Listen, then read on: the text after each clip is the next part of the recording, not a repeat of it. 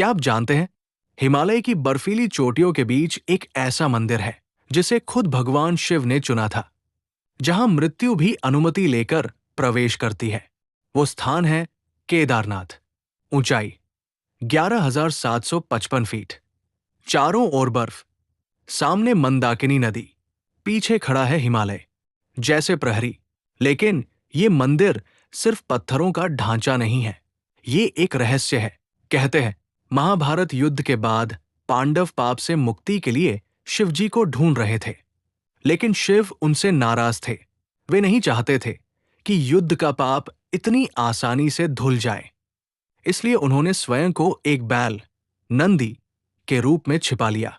पांडवों ने जब पहचान लिया तो भीम ने बैल की पूंछ पकड़ ली और उसी क्षण बैल धरती में समा गया। उसका कुबड़, पीठ का भाग प्रकट हुआ। वही बना केदारनाथ ज्योतिर्लिंग। बाकी अंग अलग अलग स्थानों पर प्रकट हुए। तुन्नाथ, रुद्रनाथ, कल्पेश्वर, मध्यमहेश्वर। इन्हें आज पंच केदार कहा जाता है। लेकिन असली रहस्य अभी बाकी है। 2013 में जब भीषण बाढ़ आई, पूरा क्षेत्र नष्ट हो गया, लेकिन मंदिर को कुछ नहीं हुआ। कैसे? कहते हैं एक विशाल चट्टान मंदिर के पीछे आकर रुक गई और उसने पूरा जल प्रवाह मोड़ दिया। वो पत्थर आज भी वहां है। लोग उसे भीमशिला कहते हैं। क्या ये सिर्फ संयोग था या महादेव की रक्षा? पार्ट 1 का अंत सस्पेंस पर। क्या सच में केदारनाथ में आज भी शिवजी की अदृश्य उपस्थिति है? क्या रात में वहां कोई पहरा देता है? हिमालय की ऊंचाइयों पर जब रात उतरती है तो केदारनाथ के आसपास एक अजीब सी शांति छा जाती है। ये वही स्थान है, केदारनाथ मंदिर, जहां दिन में हजारों श्रद्धालु हर हर महादेव का जयकारा लगाते हैं, लेकिन रात में वहां केवल हवा की आवाज, बर्फ की फुसफुसाहट और एक अदृश्य उपस्थिति महसूस होती है। कहते हैं रात 8 बजे के बाद मंदिर परिसर खाली करा दिया जाता है। पुजारी दीपक जलाकर द्वार बंद कर देते हैं। लेकिन क्या सच में वहां कोई नहीं होता? 8वीं शताब्दी में एक युवा सन्यासी हिमालय पहुंचा। उसका नाम था आदि शंकराचार्य। उसने भारत भर में भ्रमण कर सनातन धर्म को पुनर्जीवित किया। जब वो केदारनाथ पहुंचे तो मंदिर लगभग वीरान था, बर्फ से ढका, भयावह, लेकिन आध्यात्मिक ऊर्जा से भरा हुआ। कहते हैं उन्होंने ध्यान में बैठकर महादेव का साक्षात अनुभव किया। ध्यान के दौरान उन्हें एक संकेत मिला, ये स्थान सदैव सुरक्षित रहेगा। जब जब संकट आएगा, मैं स्वयं इसकी रक्षा करूंगा। शंकराचार्य ने मंदिर का पुनरुद्धार कराया और यहीं केदारनाथ के पीछे उन्होंने समाधि ली। आज भी उनकी समाधि मंदिर के पास स्थित है। लेकिन रहस्य यहीं से शुरू होता है। जून 2013 अचानक बादल फटा, भीषण वर्षा, ग्लेशियर पिघलने लगे, मंदाकिनी नदी विकराल हो उठी, पूरा क्षेत्र जलमग्न हो गया, हजारों लोग बह गए। लेकिन जब पानी उतरा तो एक चमत्कार सामने आया। मंदिर जस का तस खड़ा था। उसके पीछे एक विशाल चट्टान आकर अटक गई थी, जिसे आज लोग भीमशिला कहते हैं। उस चट्टान ने पानी की धारा मोड़ दी। वैज्ञानिक कहते हैं ये संयोग था, भक्त कहते हैं ये शिव की कृपा थी।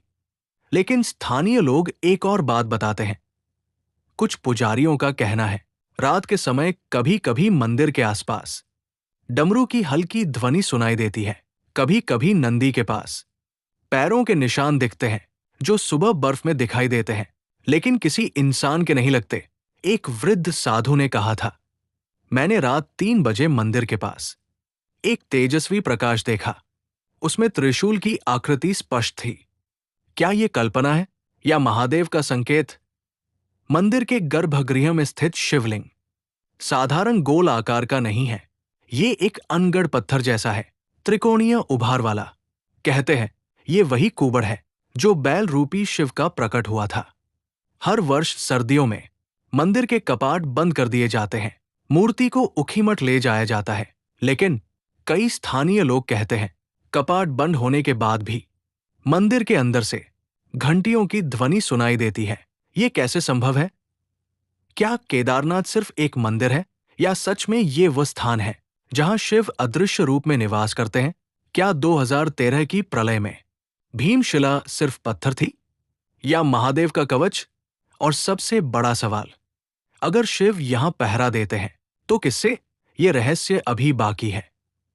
हिमालय की ठंडी हवा जब रात में कराहती है तो ऐसा लगता है मानो पहाड़ खुद कोई रहस्य छुपाए बैठे हों। वो स्थान है केदारनाथ मंदिर। दिन में भक्ति, रात में रहस्य। लेकिन आज जो आप सुनने जा रहे हैं वो हर किसी को नहीं बताया जाता। महाभारत युद्ध समाप्त हो चुका था। हजारों शव, लहू से भीगी धरती। पांडव जीत गए थे लेकिन भीतर से टूट चुके थे। उन्हें एहसास था उन्होंने अपने ही कुल का विनाश किया। इस पाप से मुक्ति के लिए वे शिवजी की शरण में आए। लेकिन शिव प्रसन्न नहीं थे। कहा जाता है उन्होंने पांडवों को एक चेतावनी दी थी, जिस दिन मनुष्य अहंकार में डूब जाएगा, हिमालय स्वयं न्याय करेगा। क्या ये केवल कथा थी या भविष्य की भविष्यवाणी? जब 2013 में जल प्रलय आई तो कई संतों ने कहा, यह प्रकृति का क्रोध नहीं, ये चेतावनी है। मंदिर बच गया लेकिन पूरा नगर बह गया। क्या ये संकेत था कि शिव केवल पवित्रता की रक्षा करते हैं या ये मानव के कर्मों का फल था? रहस्य और भी गहरा है। स्थानीय लोगों के बीच एक कथा प्रचलित है। मंदिर के नीचे एक प्राचीन सुरंग है।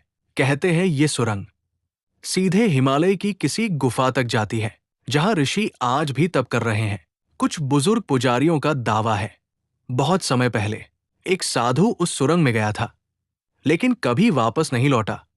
क्या वह रास्ता किसी और लोक तक जाता है या वह केवल मिथक है? किसी को नहीं पता। सबसे रहस्यमयी कथा, कहा जाता है साल में एक विशेष रात्रि जब आकाश बिल्कुल साफ होता है, मंदिर के पीछे एक प्रकाश दिखाई देता है। कुछ साधुओं का कहना है वह देवद्वार है। एक बार एक युवा साधक ने उस प्रकाश की ओर बढ़ने की कोशिश की। सुबह वो मंदिर के सामने बेहोश मिला। होश आने पर उसने केवल इतना कहा, मैंने डमरू की आवाज सुनी और त्रिशूल की छाया देखी। इसके बाद वो मौन हो गया। रात के समय जब सब लोग लौट जाते हैं, कुछ सुरक्षा कर्मियों ने बताया है उन्हें कभी कभी लगता है जैसे कोई मंदिर की परिक्रमा कर रहा हो, लेकिन कैमरों में कुछ नहीं दिखता। बर्फ पर कभी कभी अजीब पैरों के निशान मिलते हैं जो अचानक गायब हो जाते हैं। क्या वो हिमालय की हवा है या अदृश्य पहरेदार? अगर सच में शिव यहां निवास करते हैं तो क्या हर भक्त को उनका आशीर्वाद मिलता है या केवल उन्हें जो सच्चे मन से पुकारते हैं? और अगर मंदिर के नीचे सच में सुरंग है तो वो किस रहस्य की रक्षा कर रही है? हिमालय की चोटियां बर्फ से ढक चुकी है। हवा में सन्नाटा है। मानव कदमों की आहट थम चुकी है क्योंकि अब समय है कपाट बंद होने का। वो स्थान केदारनाथ मंदिर, जहां गर्मियों में हजारों श्रद्धालु उमड़ते हैं, वहीं सर्दियों में 6 महीने तक कोई इंसान नहीं रहता। लेकिन क्या सच में वहां कोई नहीं रहता? दीपावली के बाद विशेष पूजा के साथ मंदिर के कपाट बंद किए जाते हैं। मुख्य पुजारी गर्भगृह में विशेष दीप जलाते हैं। कहते हैं वो दीप 6 महीने तक जलता रहता है, जबकि बाहर तापमान माइनस में चला जाता है। बर्फ की मोटी परत पूरे मंदिर को ढक लेती है। फिर भी जब वसंत में कपाट खुलते हैं, दीप बुझा नहीं होता। ये कैसे संभव है? कुछ कहते हैं ये परंपरा की शक्ति है, कुछ कहते हैं ये महादेव की उपस्थिति है। सर्दियों में मुख्य विग्रह को उखीमठ ले जाया जाता है, लेकिन स्थानीय कथा कहती है शिव कभी केदारनाथ छोड़कर नहीं जाते। तो फिर मंदिर में क्या रहता है? एक साधु ने कहा था, जब मनुष्य चला जाता है तब देवगण आते हैं। कहा जाता है सर्दियों की किसी रात अगर कोई हिमालय की ऊंचाई से मंदिर को देखे तो कभी कभी हल्का प्रकाश दिखाई देता है, जैसे भीतर कोई आरती कर रहा हो। मंदिर के पीछे स्थित है आदि शंकराचार्य की समाधि। कहा जाता है उन्होंने समाधि लेने से पहले एक वाक्य कहा था, जब धर्म संकट में होगा ये स्थान स्वयं संकेत देगा। 2013 की प्रलय क्या वही संकेत था या अभी कुछ और शेष है? एक सुरक्षाकर्मी ने एक बार गुप्त रूप से बताया, कपाट बंद होने से एक रात पहले मैंने गर्भगृह की ओर से डमरू की आवाज सुनी। उसने सोचा शायद भ्रम है, लेकिन जब वो पास गया तो उसे लगा जैसे कोई भारी कदमों से परिक्रमा कर रहा हो। दरवाजा बंद था, अंदर कोई नहीं था। फिर भी हवा में गंध थी, भस्म और धूप की। क्या ये मन का भ्रम था या सच में अदृश्य पहरेदार? कुछ साधुओं का मानना है केदारनाथ केवल एक ज्योतिर्लिंग नहीं, ये ऊर्जा का द्वार है, एक ऐसा स्थान जहां धरती और आकाश एक बिंदु पर मिलते हैं। शायद इसी कारण प्रलय में भी ये अड़िग रहा। शायद इसी कारण यहां आने वाला हर व्यक्ति कुछ न कुछ बदल कर लौटता है।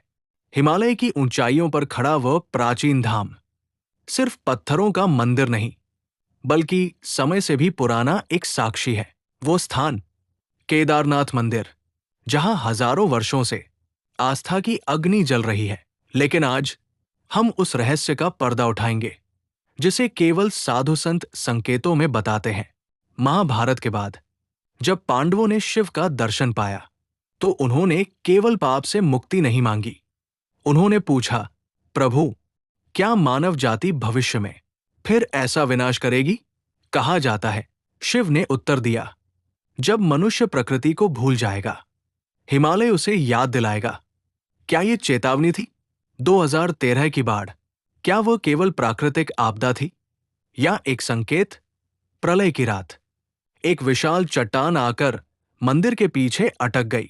लोग उसे भीमशिला कहते हैं, वैज्ञानिक कहते हैं ये ग्लेशियर से टूटी चट्टान थी, भक्त कहते हैं ये महादेव का कवच था। लेकिन स्थानीय कथा और गहरी है। एक वृद्ध पुजारी ने कहा, उस रात मैंने स्वप्न में देखा एक विराट पुरुष त्रिशूल लेकर मंदिर के पीछे खड़े हैं और पानी उनकी आज्ञा से दिशा बदल रहा है। सुबह वही चट्टान वहां थी। संयोग या संकेत? कई यात्री कहते हैं केदारनाथ पहुंचते ही उन्हें लगता है जैसे समय धीमा हो गया, मोबाइल का नेटवर्क चला जाता है, दुनिया की आवाजें बंद हो जाती है, केवल श्वास की ध्वनि और ओम नमः शिवाय की गूंज। कुछ वैज्ञानिक इसे ऊंचाई और ऑक्सीजन का प्रभाव कहते हैं, लेकिन साधु कहते हैं ये स्थान ऊर्जा का केंद्र है। यहां मनुष्य का अहंकार पिघल जाता है। सर्दियों में जब कपाट बंद होते हैं, बर्फ सब कुछ ढक लेती है। फिर भी कई बार ऊपर से गुजरते हेलीकॉप्टर पायलटों ने कहा है उन्हें मंदिर के पास हल्की रोशनी दिखाई दी। कोई बिजली नहीं, कोई मानव नहीं। फिर वो प्रकाश किसका? क्या देवगन? क्या स्वयं महादेव? संतों की मान्यता है केदारनाथ कोई साधारण तीर्थ नहीं, ये धैर्य की परीक्षा। जो यहां केवल पर्यटन की भावना से आता है उसे केवल पहाड़ दिखते हैं, जो यहां सच्चे मन से आता है उसे संकेत मिलते हैं। कहा जाता है शिव स्वयं प्रकट नहीं होते, वे परिस्थिति बनाकर उत्तर देते हैं। शायद इसी कारण ये मंदिर हर प्रलय में अडिग रहा। शायद इसी कारण हर युग में यहां कोई न कोई चमत्कार जुड़ जाता है। अगर शिव यहां है तो वे केवल पत्थर की मूर्ति में नहीं, वे हिमालय की हवा में है, मंदाकिनी की धारा में है, उस चट्टान की स्थिरता में है और सबसे बढ़कर भक्त के विश्वास में है। केदारनाथ का असली रहस्य पत्थर या प्रलय नहीं, बल्कि ये है जब मनुष्य सब कुछ खो देता है तब भी विश्वास उसे संभाल लेता है। और शायद यही महादेव की सच्ची उपस्थिति है। हिमालय की ऊंचाइयों से लेकर प्रलय की रात तक, पांडवों के पश्चाताप से लेकर अदृश्य पहरेदार तक, हमने जाना केदारनाथ मंदिर केवल एक मंदिर नहीं, बल्कि आस्था, रहस्य और विश्वास का जीवित प्रमाण है। जहां समय ठहर जाता है, जहां प्रलय भी हार मान लेती है और जहां महादेव आज भी अपने भक्तों की रक्षा करते हैं। अगर इस पूरी रहस्यमयी कथा ने आपके मन में भी भक्ति की लौ जलाई हो तो इस वीडियो को लाइक जरूर करें, अपने परिवार और दोस्तों के साथ शेयर करें और चैनल को सब्सक्राइब करें ताकि हम आपके लिए ऐसी ही प्राचीन रहस्यमयी कथाएं लेकर आते रहें। कमेंट में जरूर लिखें हर हर महादेव, क्योंकि सच्चे दिल से पुकारो तो महादेव किसी न किसी रूप में जरूर आते हैं।